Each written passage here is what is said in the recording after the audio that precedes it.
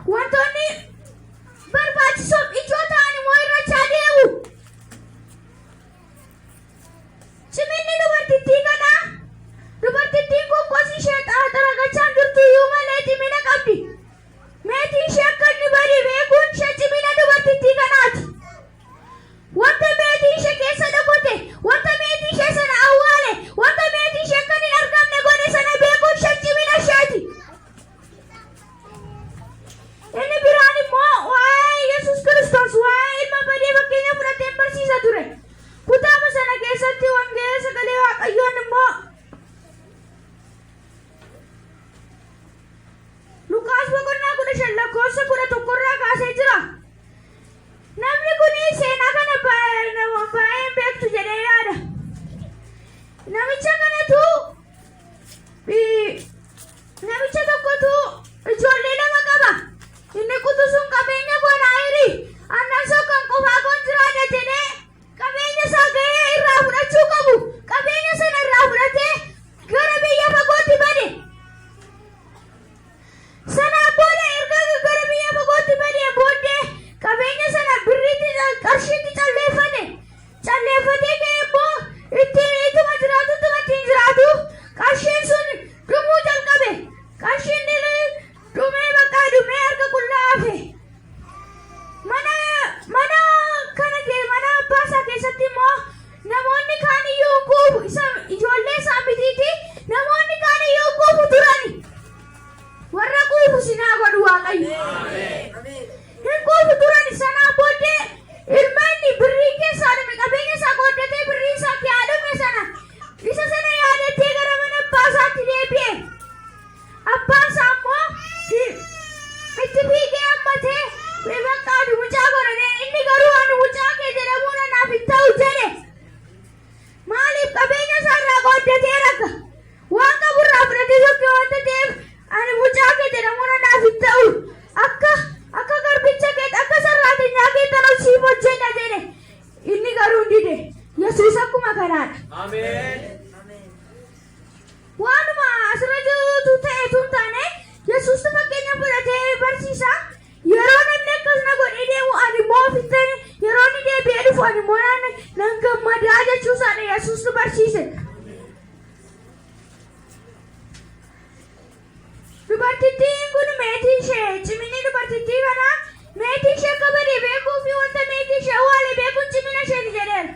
Kanaaf argannoo ishee irraa yeroo kaadu meetii koo isa keessa bade jedhee sammuu ishee gaaffii gaafata. Sammuun ishees kosii keessa bade. Kosiitu si jalaa waale. Kosiitu si jalaa dhabse jedhee deebisaan. Akka kosiima sana keessatti iyyuu kosiinti kun ituu jiru iyyuu kosiima kana keessatti iyyuu barbaadee hin arganne immoo maaltu dhabse kan jedhu dukkana du'aa guutee jira. Maqaa Yesuusin dukkana keessan irratti ibsaan ba'u. Maqaa Yesuusin nan jedha jireenya keessan irratti ibsaan ba'u.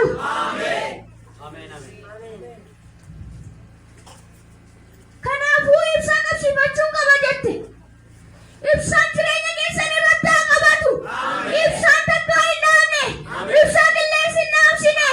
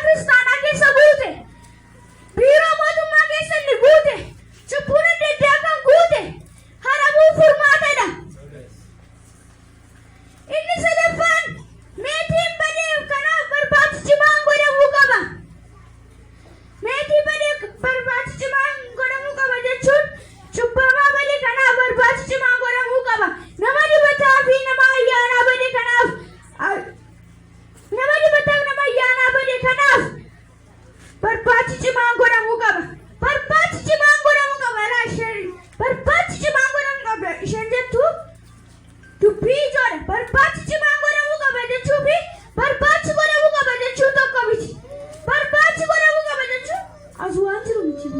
As waan jiru miti. Jedhanii saniidha. Barbaachisi cimaan garuu iddoo hundumaa ilaalanii, iddoo sirriitti iddoo hundumaa ilaalanii isa sirriitti adda baafataniidha jechuudha. Akkamitti ibsaan dhaame kana qabsiisuu dandeenya? Ibsaan dhaame kuni akkamitti qabachuu danda'a? Inni jalqabaa jibba, hinaaffaa, walxinneessuu, of tuuluu dhiifnee gammachuudhaan, jaalalaan harka wal qabachuudhaan.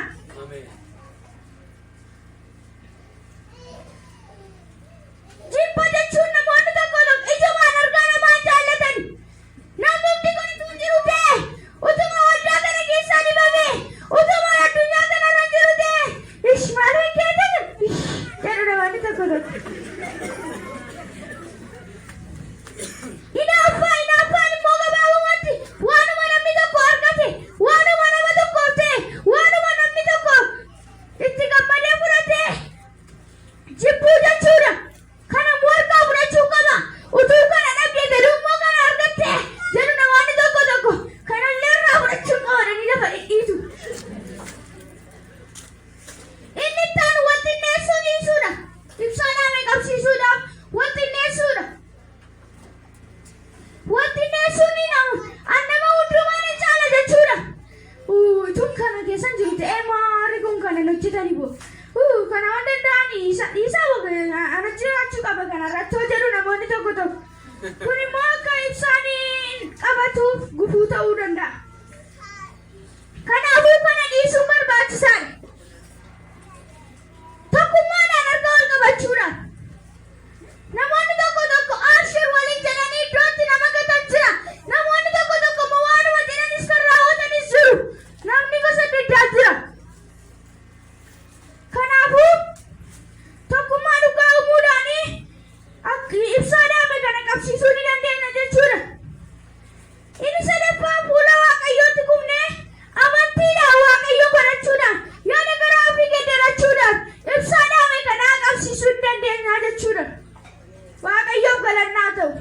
Waaqayyoo kabajamu. Kadhannaa Waaqayyoon.